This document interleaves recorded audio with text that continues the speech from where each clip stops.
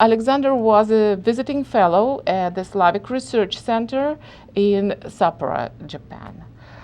So I'm very excited to welcome Alexander again to Ann Arbor, and please join me in welcoming.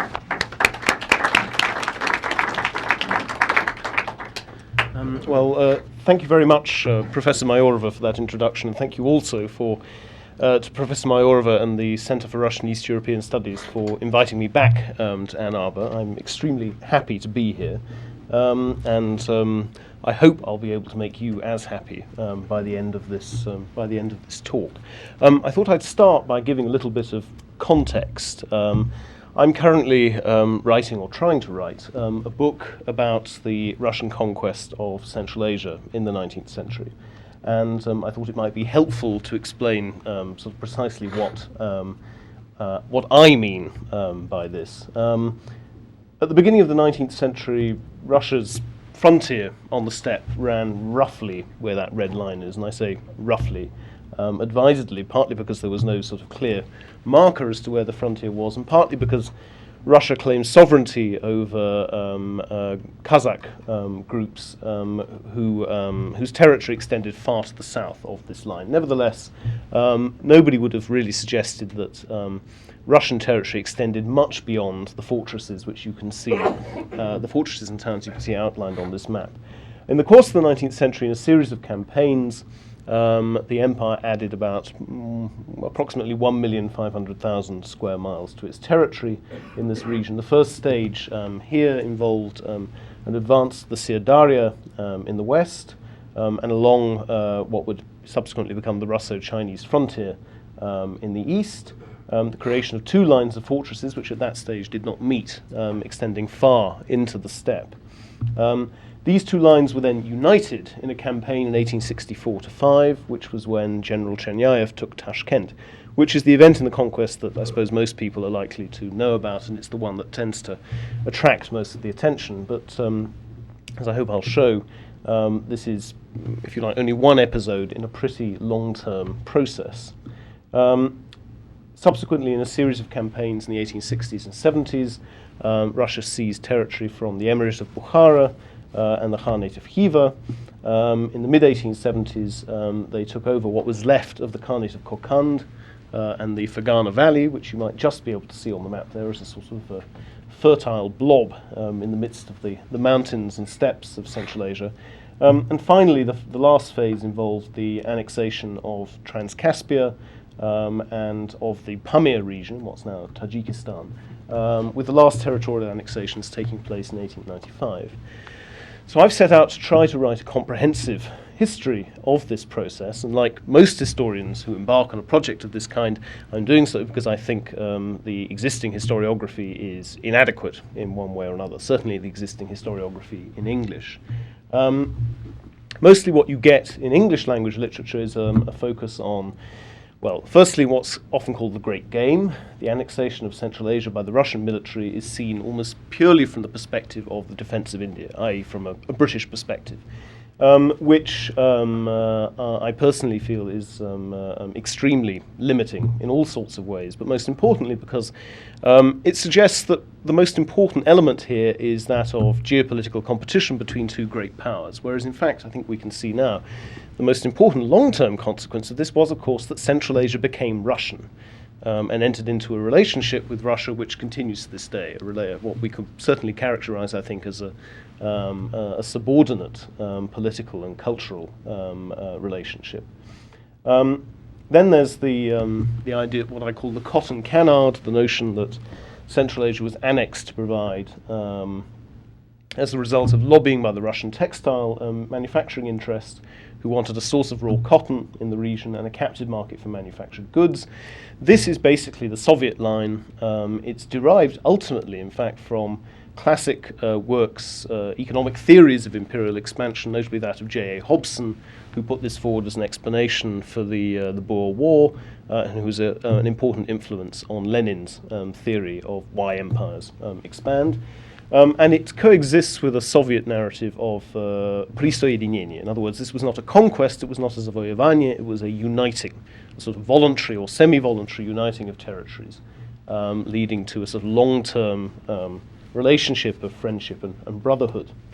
The final one, which I suppose you sometimes come across, is that of it's an accident, basically. This is something that happens without really being properly planned by anybody. It's the result of aggressive, ambitious officers on the spot, on the frontier, sort of seizing territory on their own initiative.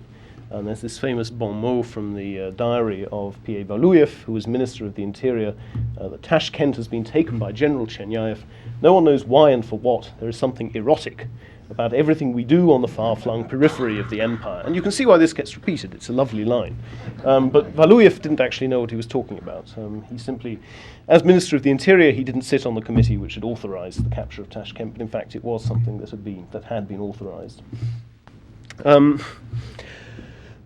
Now, I'm not going to devote this lecture to an extensive sort of debunking of these, what I see as these sort of myths, or indeed to expounding a new theory to replace them, although I'd be quite happy to discuss that after the talk. What I discovered as I started researching this was that whilst what we might call contemporary or 20th century historiography on this is both sparse and inadequate, if you look at the 19th century, if you look at the period when the conquest is actually taking place, there is an extraordinary abundance of writing about it. Whether this is campaign memoirs or historiography of one kind or another, which obviously I was going to have to use.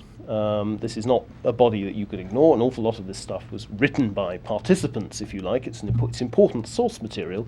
But at the same time, I needed to work out how I was going to use it, because obviously these texts are putting forward a particular view of Russia's relationship with Central Asia in general and of the conquest, its purposes, its conduct in particular. And this led me on to certain questions on which I'm probably rather less well qualified to pronounce, namely what we might call the literary relationship which exists or doesn't exist between Russia and Central Asia. And so that really is the subject of today's talk. I'm going to be talking about texts from the 19th century that relate to or are about the Russian conquest of Central Asia, reflecting on what sort of narratives they put forward and on perhaps how historians can or can't use them today. So I'm going to start with this little couplet, which is my favorite verse from Nikolai Gumilyov's famous poem «Turkestanskie generali», «Что с вами так нога болит? Подагра? Нет, сквозная рана. И сразу сердце защемит тоска по солнцу Туркестана», which roughly translated is «What's up with you? Oh, my leg is hurting. Is it gout? No, an old wound. And all at once the heart swells with nostalgia for the sun of Turkestan». Now, I started with Gumilyov's poem partly because a lot of this talk is going to be about Turkestanskie generali, Turkestan generals, a selection of whom you can see surrounding it, and I hope you will take an opportunity to admire the extraordinary variety of facial hair on display. This really is a history of men with whiskers, I suppose. But also because Gumilyov's poem is probably the single best-known sort of literary response to the conquest that we have. Short, I suppose semi-ironic at least. And this presents, to my mind, something of a paradox. And here I have a text here. I don't think I'm going to be able to read it all out, but here I am going to start reading a little because I'm not entirely sort of clear with the argument myself yet. This is still work in progress.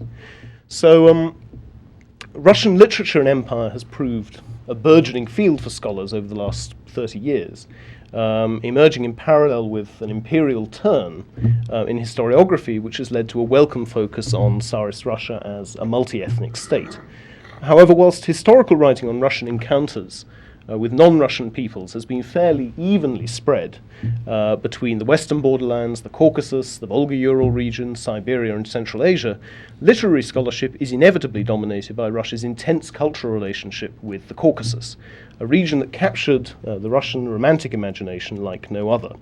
As Susan Layton has noted, the Conquest produced a vast literary Caucasus, but in Central Asia, the site of 19th century Russia's other great encounter with the Muslim world and the exotic Asian other, there was no corresponding impact on the public or even the elite literary consciousness, or so it would seem. Gumilyov's short semi-ironical poem is probably the best-known literary reference to Russian imperialism in Central Asia. There is no Central Asian Lermontov, there is no Russian Kipling. Pushkin's brief visit to Orenburg in 1833 allowed him to carry out vital research for his history of Pugachev and gave an added vividness to The Captain's Daughter. But the Central Asian setting is not at the heart of the story in the way Caucasian landscapes and peoples are in The Prisoner of the Caucasus, say, nor did it leave the same profound legacy of criticism, admiration, and imitation. Tolstoy's putative Decembrist novel, set in the Orenburg area in the time of Perovsky, offers a tantalizing glimpse of what might have been. And so perhaps does Dostoevsky's brief friendship with Chokhan Valikhanov, but his military exile in Semipalatinsk produced little beyond a brief reference to the tents of the nomads and the epilogue to Crime and Punishment. And any sensibility to Central Asian peoples seems to have been entirely erased by the time he published his triumphalist response to General Skobielev's bloody victory at Geoktepe in 1881, which appeared in Dnevnik Pisatelya. The early 19th century saw a lively interest in the East reflected in the pages of Russian periodicals, but only very rarely did Central Asia stand forth from Russia's Orient, sort of broadly conceived, as a region of interest in its own right. And even then it was usually only in the context of prognoses about the value or otherwise of the potential trade that could be conducted between Russia and the region. Of Russia's great writers, only Vladimir Dal, the folklorist and lexicographer, spent any significant time in Central Asia. But his writings on the Ural Cossacks and the flora and fauna of the steppe, together with his moving, vivid letters from the disastrous 1839 expedition to Khiva, in which he took part in his capacity as General Perovsky's secretary, do not seem to have been considered literary productions during his lifetime, although I'm willing to stand corrected on that point. The closest Turkestani equivalent to the flood of Caucasiana, which fed the Russian reading public's appetite for the exotic, were the short stories of the Russian former officer N.N. Karazin, which, accompanied by the author's own engravings, occasionally appeared in the middlebrow literary magazine Niva. Otherwise, the Conquest produced some military songs, mostly derived from Caucasian originals, with revised names and places, but no recognizable literary genre comparable in either quantity or quality to the literary empire of the Caucasus. Whilst Vasily Vereshchagin provided unforgettable visual depictions of the Turkestani Orient for metropolitan Russian and indeed European audiences, no author attained the same prominence or is as synonymous with Russian Central Asia as the Orientalist painter. By the early 20th century, a fledgling Russian literary circle had emerged in Tashkent, producing short stories about about domestic life in the hill station of Chimgan, for instance, for a journal called Srednyaziatsky Vestnik, and in the case of a former chinovnik called I. Ilyin, an extraordinarily scandalous novel about local society and officialdom called Of Novem Kraju, which, if you can get hold of a copy, I highly recommend, but I've only ever seen one in the Central State Library in Tashkent. It's not a common book. Nevertheless, by far the best-known Russian novel about Central Asia remains Saltykov-Shchedrin's Gospoda Tashkentsi, a biting satire by an author who had never set foot in the region. There are various possible explanations for this. One is simply that there was only so much space in the Russian romantic imagination for exotic Eastern settings and savage Oriental others. And this territory was already firmly occupied by Caucasian writing when the conquest of Central Asia got properly underway in 1839 with the Khiva expedition, which in any case remained an official secret until the 1860s. The main phases of Central Asian conquest took place between 1853 and 1885, after Russian literature's golden age had passed, and when imperial or exotic themes seemed to have become less popular.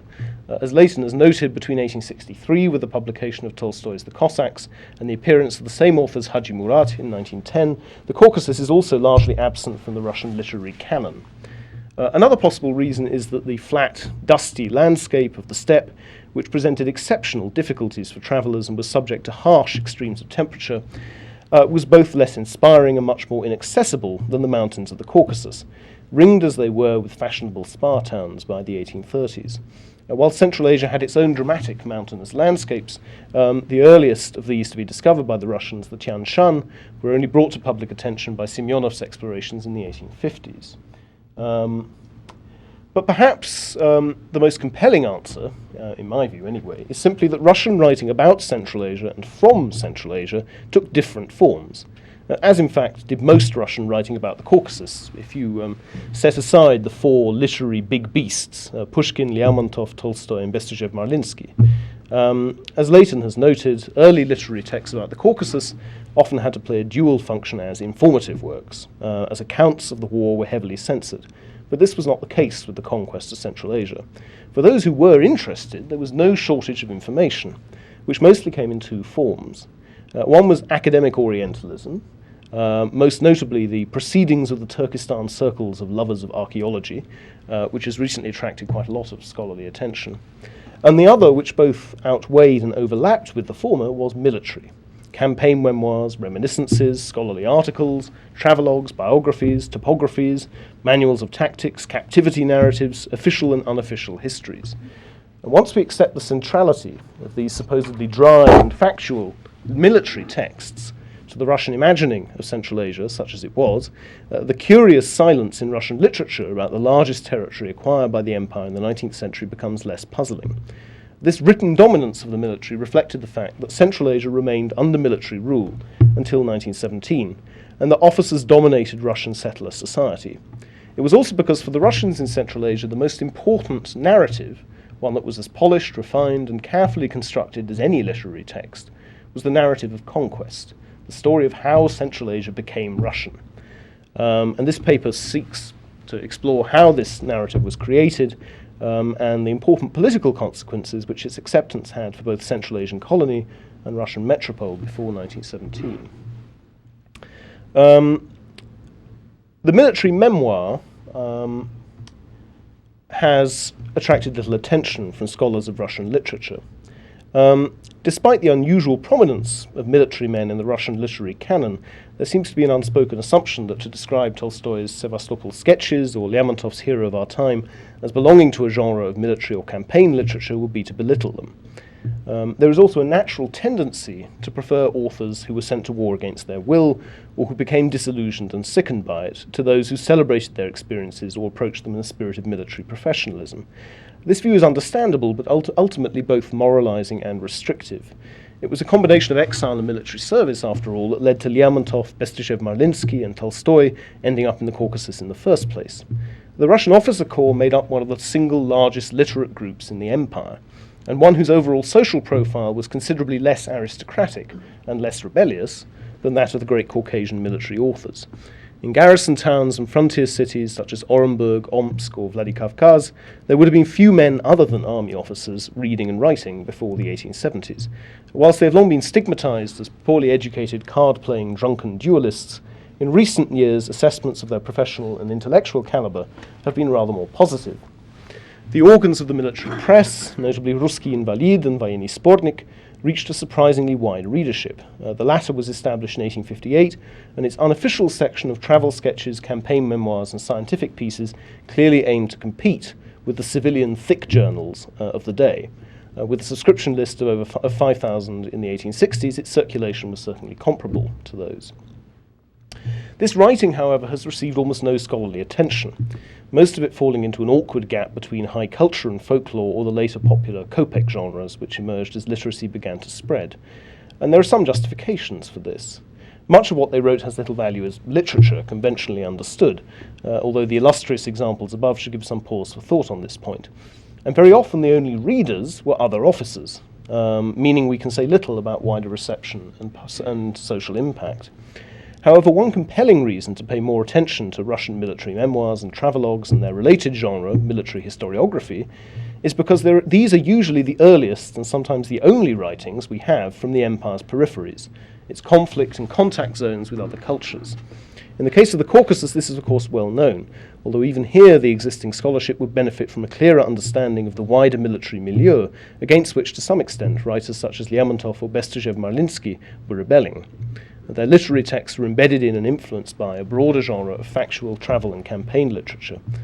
Equally, a writer such as Mikhail Venyukov defies narrow classification as a military geographer, as whilst he certainly produced articles on military tactics for Voyenny Spornik, elsewhere his musings on Russia's relationship with Asia revealed his belief that her historical mission in Central Asia was to reunite the Aryan race, which had been sundered between the Ural River and the Himalayas by the Turkic nomads of the steppe.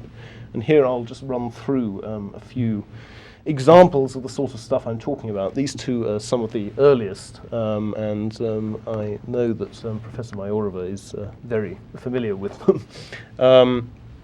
So travel accounts from before the conquest actually took place, although works that in many cases were important sources of information for the Russians once campaigns began.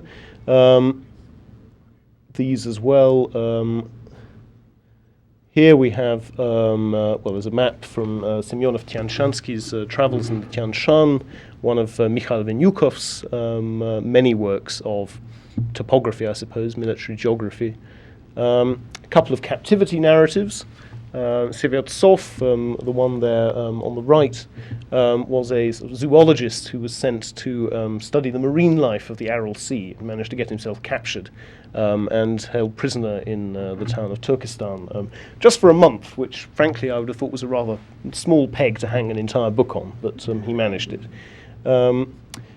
You have sort of more scientific works of this kind. These are designs for some of the buildings that were put up in the fortresses which the Russians built in the middle of the steppe. You have accounts of, on the left we have an account of the campaign in the Zarafshan Valley in 1868, which appeared just a couple of years after the campaign itself. An account by staff officer Elef Kostenko, who was sent to Bukhara on an embassy in 1870. Again, you can see this appeared almost immediately after that trip. You have extraordinary numbers of campaign memoirs. Sometimes it seems as if, or diaries. That virtually every officer who took part in these campaigns seems to have felt compelled to put pen to paper and produce some kind of record of his experiences. And one that very often, as you can see, would appear almost instantaneously once the fighting had ceased. You also have works that sort of look back from more of a distance, I suppose. We have something here published to commemorate the, for some reason, to commemorate the 16th anniversary of the Russian taking of Tashkent. One by the Dagestani, the Lezgin officer, M. Alikhanov Avarsky, reflecting on his role in the expedition to Khiva in 1873, but published a good 25 years after that, so with the benefit of a certain amount of hindsight. Here, a couple of works by a very significant individual, Alexei Nikolaevich Kuropatkin, who, as we'll see, would later go on to become the Imperial War Minister, but who was also quite a significant contributor to what we might call the genre of campaign literature or military historiography. And then you have pieces that are, I suppose, much more consciously historical. This piece by this book by Zakharin, published. The first edition was published in 1899. This is the second edition from 1901. An account of the 1839 expedition to Khiva. This is actually largely based on interviews conducted by the author with old soldiers in Orenburg. It's not a documentary history. The other one is by General M. Ivanin, who was, I think, head of the commissariat during the expedition, but it was published a good 40 years after this expedition took place.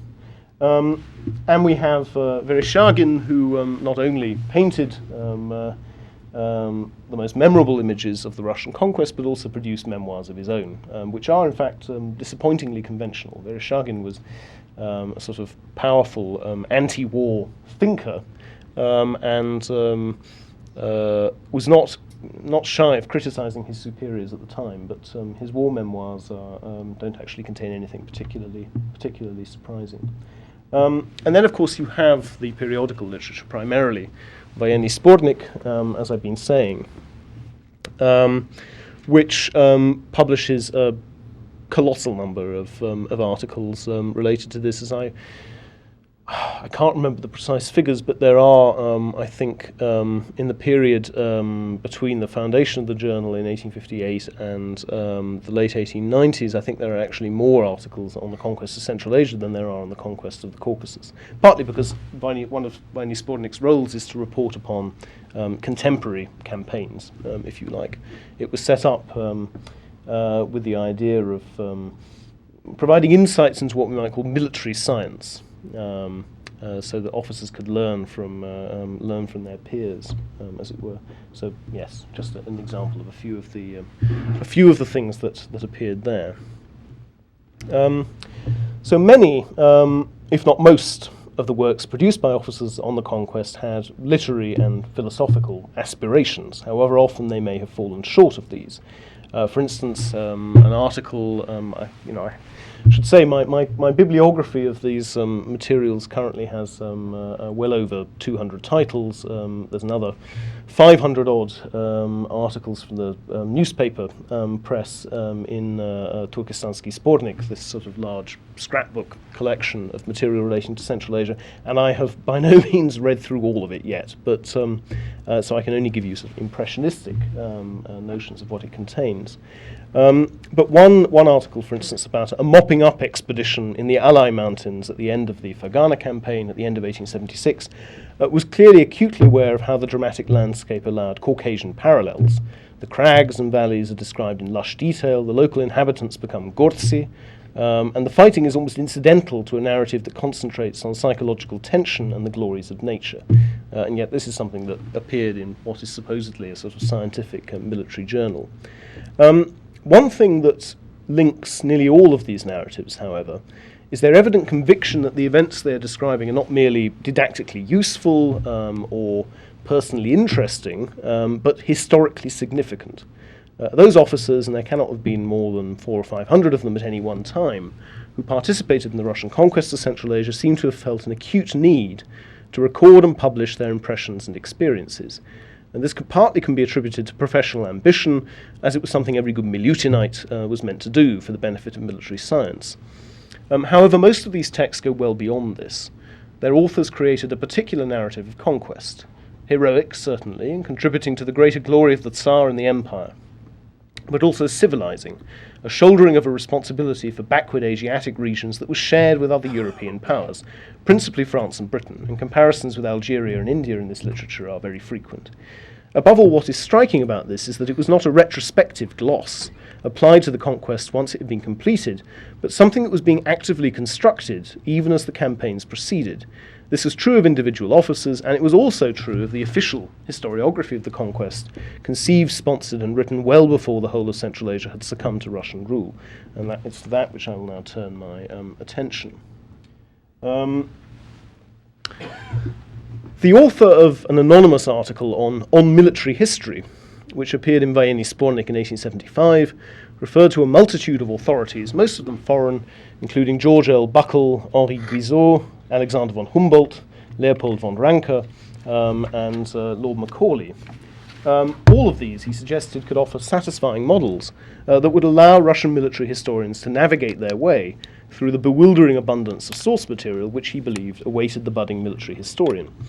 When looking at the existing European oeuvre of military history, one major methodological problem concerned him, however. Genuine military scholars are too few. Each of these military writers, to a greater or lesser extent, belongs to a known army. And even today, there is perhaps no other historical field where practitioners, active and retired, play so prominent a part in writing up their own exploits or commenting on those of their colleagues and predecessors. This ensures a high degree of technical expertise, but frequently also a lack of critical distance from the subject. In Russia, in the second half of the 19th century, both tendencies were extremely marked. Vasily Alexandrovich Poto, the chief chronicler of the war in the Caucasus, who also served in Orenburg and wrote about steppe expeditions for Военный Сборник, was a lieutenant general. The standard histories of the Crimean and Russo-Turkish were also compiled by officers. The Tsarist historiography of the conquest of Central Asia was no exception to this pattern, but it is distinguished by its sheer quantity, particularly given the very small numbers of troops involved, by the fact that it was initiated well before the conquest had been completed, so that certain campaigns almost seem to have been conceived to fit a pre-existing narrative, and by the fact that at least 3 rival heroes were created by it, men who would go on to have significant political careers in metropolitan Russia. Now, more than any other, the Tsarist narrative of the conquest of Central Asia is associated with the name of Mikhail Afrikanovich Terentiev, author of the standard 3-volume history which appeared in 1906, and which remains the only comprehensive treatment of the subject to date. Terentiev had been involved in the conquest himself as a soldier and administrator, and it was he who was largely responsible for the first and one of the most grandiose efforts to produce a coherent narrative of the conquest, albeit in visual form, and before many of the territories that would eventually make up the Turkestan Governor-Generalship had actually been annexed. This was the so-called historical section of Turkestanski Album, one of the great colonial photography projects of the 19th century, which was commissioned by the first Governor-General of the region, Konstantin Petrovich von Kaufmann. The album was designed to represent and classify the peoples and products of the newly created Turkestan Governor-Generalship, packaging them as a gift to the autocracy and the Russian-educated public, and as a conscious attempt to dispel criticisms that the conquest of the region had cost a fortune, which was unlikely to be recouped. However, the historical volume had a rather narrower agenda. Its founding assumption was that the history of the region was synonymous with the history of the Russian conquest, and that the only places, people, and events worthy of record were those which had figured in that process. Amidst acres of photographs of stern, mustachioed officers and men who had won the Order of St. George, of carefully coloured plans of the various sieges, and of the shattered mud brick walls of native fortresses, there was one deliberate and spectacular omission. Mikhail Grigorievich Chernyaev, the Lion of Tashkent, whose capture of the latter city was seen by many and would later be commemorated as the central event of the conquest, was not included. And whilst greater prominence was given to the campaigns in the Zarafshan Valley in 1868, which von Kaufmann had initiated. Now, Chernyaev had been dismissed as governor of Turkestan in 1866 after an unsuccessful assault on the town of Jizak. An episode which, unsurprisingly, did not figure in the album either. He and von Kaufmann were bitter rivals, and he used the subsequent ownership and editorship of the newspaper Ruski Mir to mount public attacks on von Kaufmann's administration in Turkestan, something the latter was acutely aware of. It was possibly because of this that von Kaufmann felt such an urgent need to construct an alternative narrative of Central Asian conquest, and indeed to embark on conquests of his own that might eclipse the fame which Chernyaev had won as the conqueror of Tashkent. And certainly his patronage of military historiography did not end there. So as we've seen, if I skip back a little way, it was in fact von Kaufmann who originally commissioned Terentiev's history, although it only appeared a good 25 years later. Sorry, there's a few more images there.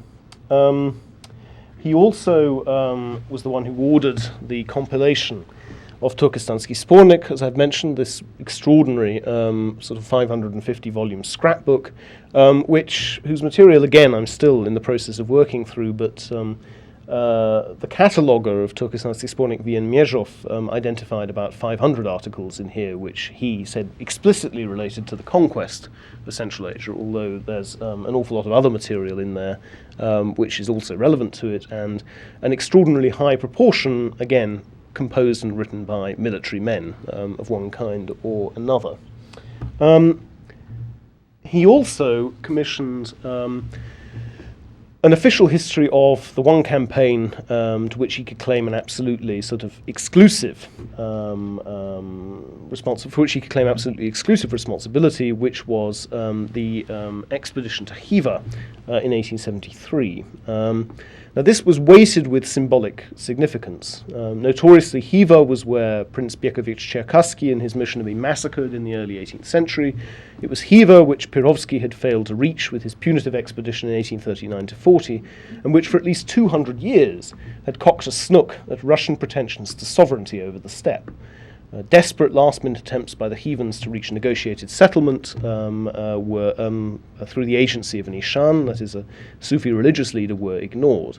Von Kaufmann was determined to have a military triumph that would outshine Chernyaev's, and he took no chances, launching no fewer than 4 different columns towards the Khanate from Orenburg, Jizak, Mangishlak, and Krasnovodsk. Although the latter column got lost and failed to reach its destination, the Khanate was duly subdued. Von Kaufmann then ordered the massacre of an estimated 5,000 Yomud Turkmen, something described in graphic detail by J.A. McGahan, an American journalist who had travelled with the Jizak column. This account would actually eventually make its way into the Khanate's own historiography in an early 20th century Chagatai chronicle. But unsurprisingly, it found no place in the official history, which von Kaufmann commissioned shortly after the campaign had come to an end. Now, in stark contrast to the travails of the official history of the Russo-Turkish War, which was commissioned just 5 years later by the then newly constituted Military Historical Commission, but not completed until 1903, von Kaufmann had no difficulty securing funding from the War Ministry. His fulsome letter requesting financial subvention, which I've put up there, made a case that was both patriotic and pragmatic, arguing, as a good Milutinite should, for the importance of the Khivan experience for the advancement of military science. So yes, not only as a great fact in the history of our advance in Eastern and Central Asia, but from a purely military historical point of view, also to speak in the history of the steppes military art. In none of our previous steppe expeditions have so many different forms of hardship had to be experienced, etc., etc. You'll notice here that he talks about the forces of the 3 okrugs directed themselves on different sides, and glosses over the fact that in fact 4 columns had set out, one of which had failed to reach its destination. Now, von Kaufmann made it clear in his correspondence with the War Ministry that he intended to devote almost as much attention to planning the history of the Khiva campaign under my personal supervision, pod moim licznym nabludzeniem, as he had to the campaign itself, personally selecting one officer who had been with each of the 4 columns, to produce a volume on its experiences, together with a 5th volume of scientific discoveries, to be produced by the leader of the group of scientists and Orientalists who had accompanied the troops, Ba'al Kalbars, although the latter volume never actually appeared. Alexander II personally authorized the expenditure of 10,000 rubles on the project, and the history appeared for limited circulation in military circles in 1881-2. And there's a copy of the title page of one of them there. Ostensibly, they were all edited by Major V.N. Trotsky, von Kaufmann's chief of staff, but his first draft of the volume on the Orenburg column was rejected by its commander, Lieutenant General Veryovkin, who claimed that it was full of errors and inaccuracies and did not accord with official documents. And in fact, he and 2 other colonels in Orenburg simply rewrote that volume in accordance with how they thought this particular campaign should be presented. The most sensitive volume that related to the failed Krasnovodsk column was entrusted to N.I. Grodikov, who was later to be Governor-General of Turkestan himself. And Grodikov's notes, which are preserved in his private papers in the Russian Historical Museum, reveal clearly Kaufmann's role in altering the text and the degree to which it was written na zakaz. Von Kaufmann gave a list of reasons he wanted adduced for the failure of the Krasnovodsk column, all of which related to inadequacies in the commissariat organization, rather than his own lack of knowledge of the terrain the column would have to pass through. When it came to the description of the final assault on Khiva, he made further annotations to the text, altering words and insisting Grodikov made it clear that the city was occupied because of disorder within its walls, which threatened the lives of Russian prisoners. Von Kaufmann thus got what he wanted. The victory at Khiva was something he did not have to share with any other Russian general, and the standard account of the campaign, whilst it never circulated widely amongst the general public, ensured that in military circles he would get most of the credit. The final publication of Terentiev's history in 1906 set the public seal on a posthumous military reputation that had already been firmly established by von Kaufmann himself when he was still alive. And it was this that ensured that he would be remembered in a lavish volume commissioned for the 25th anniversary of his death as both the conqueror and administrator of the Turkestan region, Покоритель и устроитель, this Kaufmannsky Spornik here. So that was the first wave of official military historiography. The second is associated with the tenure of Alexei Nikolaevich Kuropatkin as war minister from 1898 to 1904. It was Kuropatkin who actually put up the money to get Terentiev's history published eventually. And it was also Kuropatkin who initiated a really extraordinary historiographical project, which was A.G. Serebrenikov's Сборник материалов для истории завоевания Туркестанского края, which was of which 17 volumes appeared between 1908 and 1915, but whose publication was never actually completed.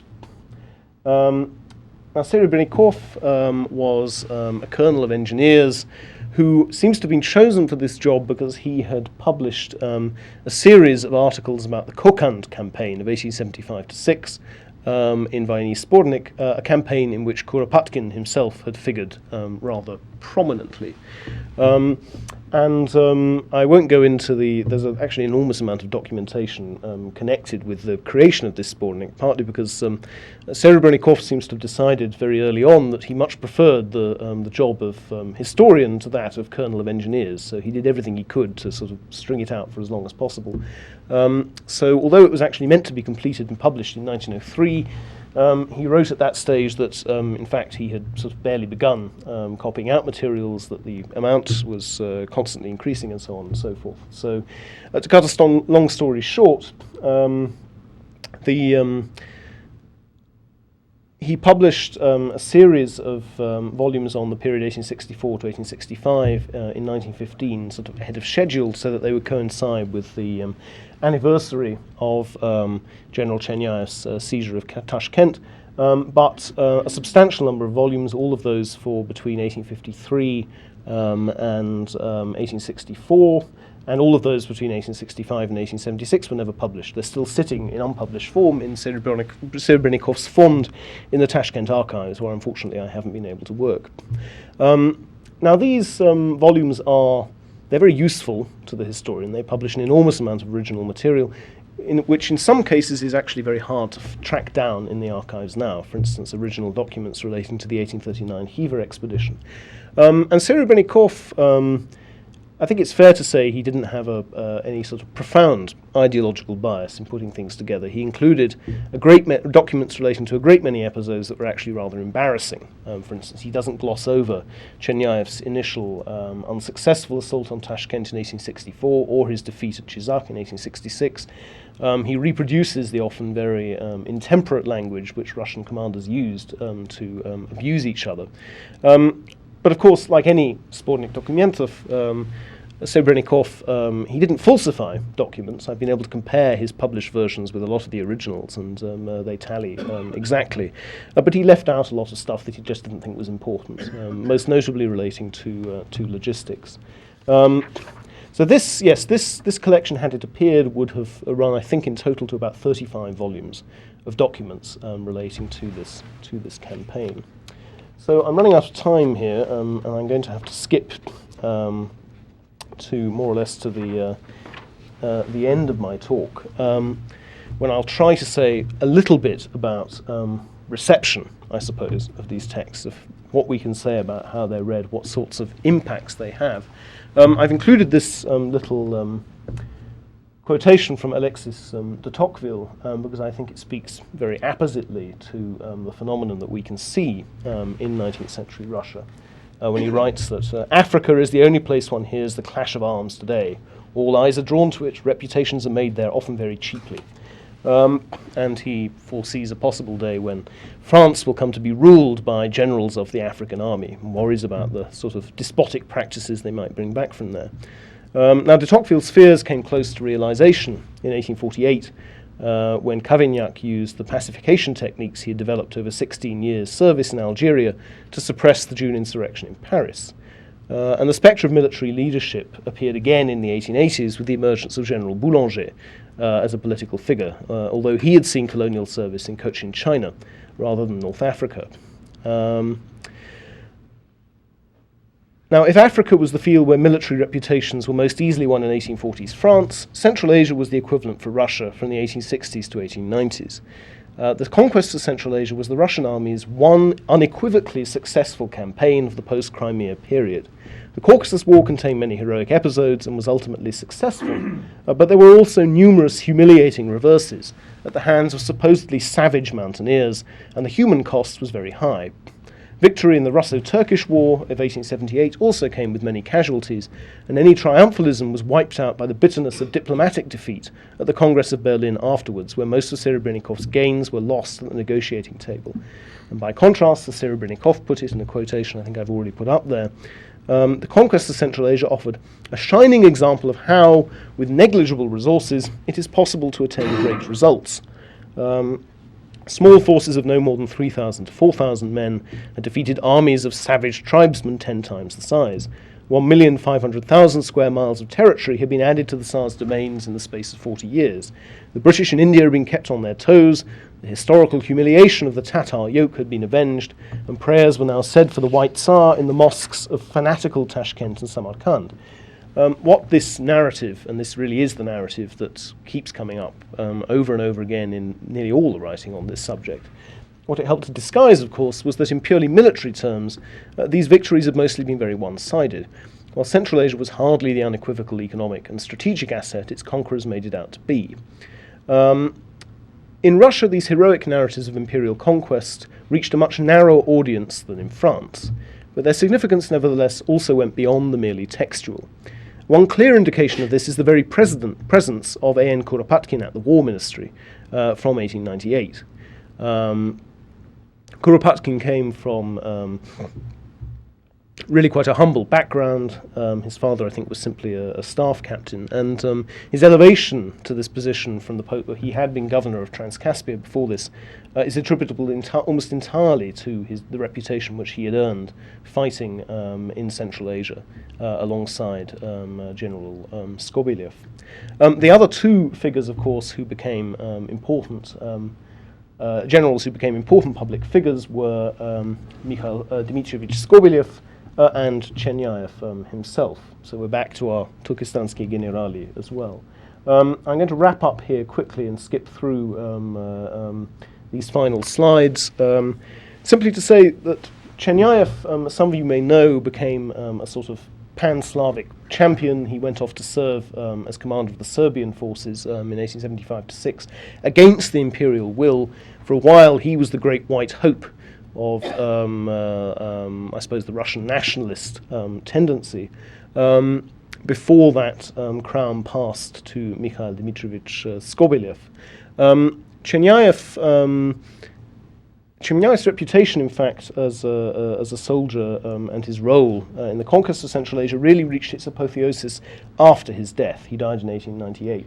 And particularly in 1915, with the commemorations of the 50th anniversary of the fall of Tashkent, which called forth a remarkable response, both in the military press. I mean, obviously, Russia had other things on their mind in 1915, but Vayenny Spornik still found plenty of space for the commemoration of the fall of Tashkent, and also in the local press in Turkestan. The mayor of Tashkent, Nikolai Malitsky, saw to it that several prominent public buildings were renamed after Cherняев, and indeed the city of Chimkent was renamed after him, although rather briefly.